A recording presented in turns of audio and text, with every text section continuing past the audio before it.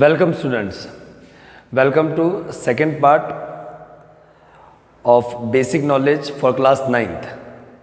हम लोग last time कुछ वीडियोस में हमने कुछ बेसिक नॉलेज के बारे में डिस्कस करा था जो क्लास 9th में आप लोगों को प्रॉब्लम्स फेस करनी पड़ती हैं।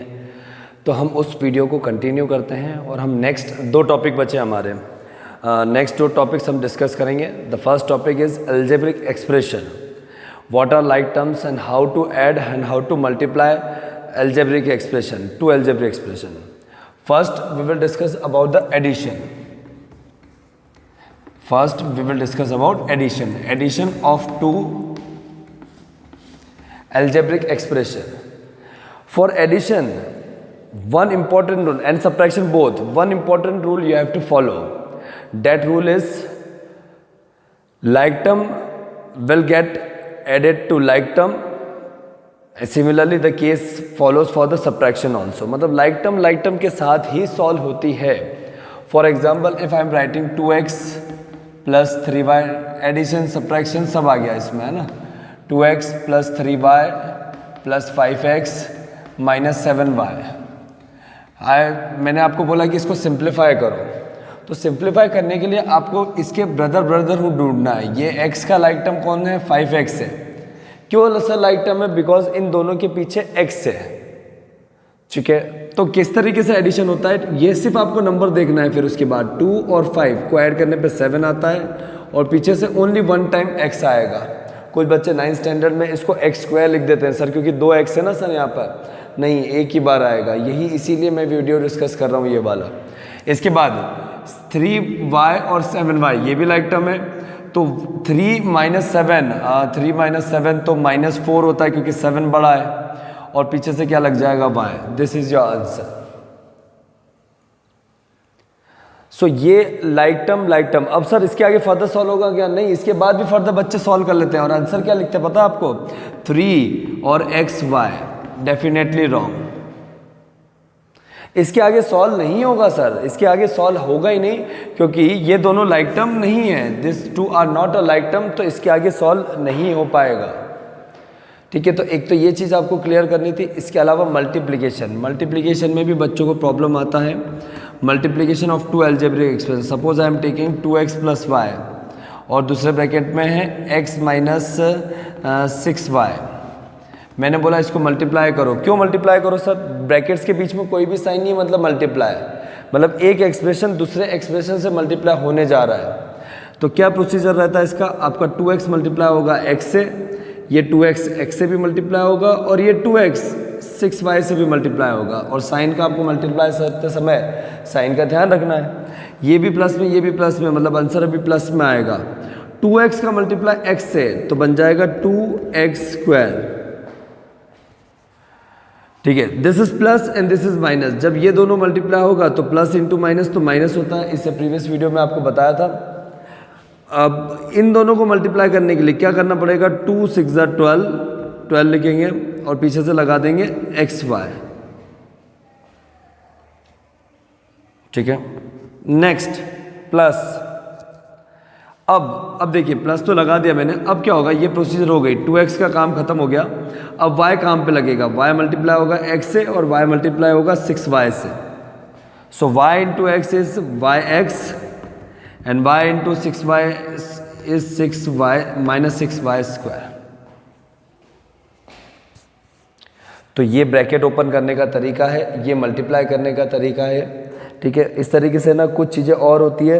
आपको छोटी छोटी चीज़ें होती है, जैसे माइनस होता है और कभी माइनस के ब्रैकेट के अंदर 3 होता है।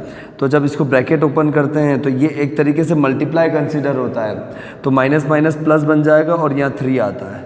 ये कुछ बेसिक्स कंसेप्ट होते हैं जो हम लोग कन्फ्यूज़ होते हैं और इसकी वजह से हमारा क्वेश्चन रॉन्ग हो जाता है। ठीक है, क्लियर?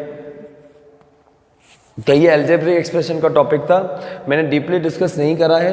होपफुली अगर आपको लगता है कि ये हमारा टॉपिक वीक है, so take some examples by your own, है ना। और you can search on web also. आप इंटरनेट पे भी सर्च मार सकते हैं और इस पे आप थोड़ा प्रैक्टिस करिए ताकि आपको 9th क्लास में प्रॉब्लम ना आएगी। ठीक है, नेक्स्ट जो टॉपिक आपको डिस्कस करना था वो नेक्स्ट टॉपिक है। इसके बाद में कुछ नोटेशंस ज्योमेट्री के लिए जो हमको काम में आते हैं हम वो डिस्कस करेंगे।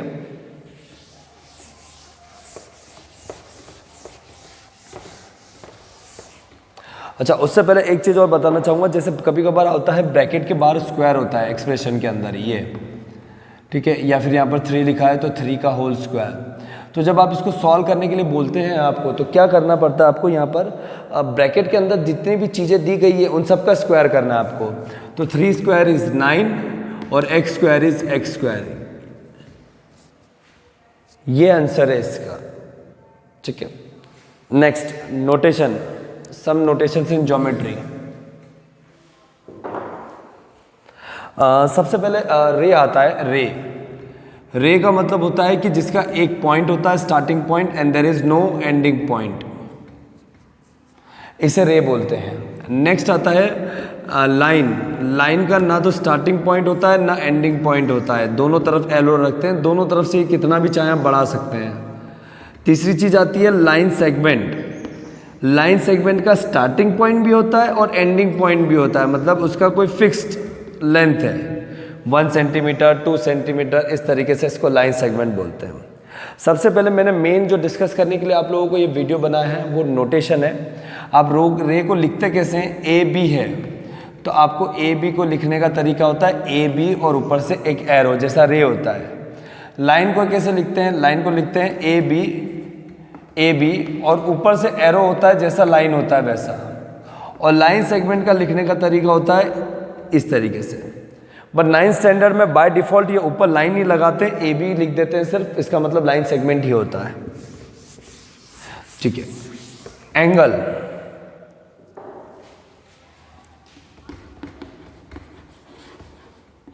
एंगल होता ही क्या है यही नहीं मालूम बच्चों को तो बहुत सी बार कि सर क्या होता है एंगल।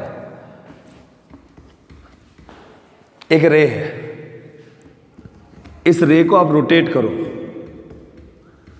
ठीक है, इसको आपने रोटेट करी और यहां पहुंचा दी, तो ये जो फिगर फॉर्म होता है ना बीच में, ये जो फिगर फॉर्म होता है ना, ये कितना रोटेट हुआ सर, इतना रोटेट हुआ, इतना हुआ, इतना हुआ, मतलब आपका जो रोटेशन का मेजरमेंट है वो कैसे मेजरमेंट करेंगे, वो लेंथ पे नहीं होगा ना, आप उसको ऐसा रोटेट कर रहे हो वहीं पे, मतलब इसमें आप हम ऐसे तो ना बोला कि मैंने यहां से यहां तक बढ़ रहा हूं मैं, तो बताओ कितना मूव करा, तो आप डिस्टेंस मेजर करोगे। बट एंगल तो कैसे फॉर्म होगा कि अगर आपने रे को रोटेट करा है तो कितना रोटेट करा, वो मेजरमेंट बताने के लिए हम एंगल से डिनोट करते हैं उन चीज़ों को, ये एंगल कहलाता है, ये एंगल। अब सबसे ज़्यादा बच्चों को कन्फ्यूजन होता है, एंगल लिखते ही गलत है। जैसे यहाँ पर 3 पॉइंट ए और ये बीच में ओ लिख लेते हैं और ये बी, कुछ बच्चे मिस्टेक से लिख लेते हैं ए ओ, सर ये एंगल ए हुए है सर। बेटा एंगल हमेशा या तो 1 लेटर यूज होगा और else you can use 3 letters angles के लिए, तो यहाँ पर एओ से काम नहीं चलेगा, ठीक है। एओ से आपका कैसे होगा एंगल नोटेशन, एओ तो ये तो रे बता रहा, आपने अभी रे को भी तो एओ से ही लिखा था, तो 2 अल्फ़ाबेट नहीं होगा, आपको पूरा रास्ता बताना पड़ेगा। मतलब आपको यहाँ पर देखो, आप ए से कहाँ जा रहे हो, ए से जाओगे ओ पे और फिर ओ से जाओगे बी पे, तो ये पूरा रास्ता बता दें आपने इस एंगल का। So angle is written as angle A O B. और भी तरीके इसको लिखने के, और आप लिख सकते हो एंगल बी ओ ए, ठीक है, जहां एंगल बन रहा है वो अल्फाबेट बीच में आता है मिडिल में, ये ओ पे एंगल बन रहा है ना, ओ पे, ओ इसका ओरिजिन है, वर्टेक्स है, वर्टेक्स बोलते हैं इसको, ठीक है। और भी कुछ लिखने का तरीका होता है, आप सिंपली एंगल ओ भी लिख सकते हो अगर यहाँ कोई कंफ्यूजन ना हो तो, ठीक है। और भी कुछ लिखने का तरीका है सर, हाँ और भी तरीका है, आप इसको लिख सकते हो यहाँ पर 1, मतलब आप बोल सकते हो कि सर इसका मैंने नाम दे दिया, जैसे आपके क्लास में बच्चे बैठे हैं, मैं बोलता हूँ कि भैया रोल नंबर 1 फिर 2 फिर 3, मतलब आपके नाम की जगह आपको एक नंबर से अलॉट कर दिया आपको, तो इस तरीके से इसके नाम की जगह इसको नंबर से अलॉट कर दिया जो कि एंगल 1 है, ठीक है। तो ये एंगल को लिखने का तरीका है। नेक्स्ट आता है ट्रायंगल को कैसे लिखते हैं, ट्रायंगल भी लिखना नहीं आता बच्चों को, अगर क्योंकि ज़्यादा ज्योमेट्री रिवाइज नहीं हुआ ना, 7th में आता है, 8th में थोड़ा सा ज्योमेट्री कम हो जाता है, ठीक है।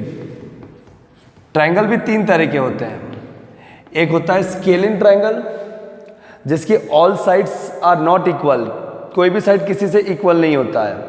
दूसरा होता है आइसोसेलेस ट्रायंगल, आइसोसेलेस ट्रायंगल में 2 साइड इक्वल होती है, 2, कोई भी 2 साइड इक्वल होगी, तीसरी साइड इक्वल नहीं होगी।